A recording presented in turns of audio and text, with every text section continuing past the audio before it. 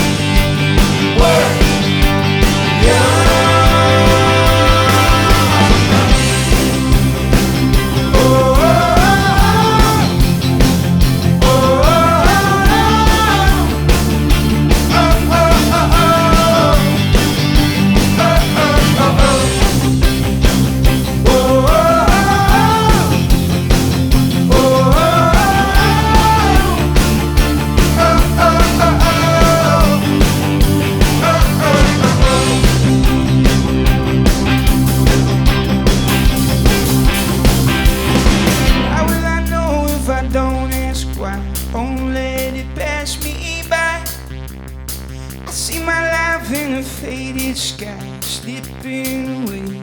Hey. Tear it up, tear it up.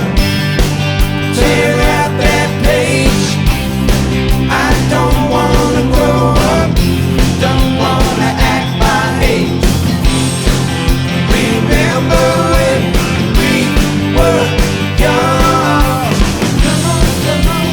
Turn it up, turn it up. Turn up your radio loud. Don't forget where you come from. Still seem to be proud. Remember when we were young. Remember when we were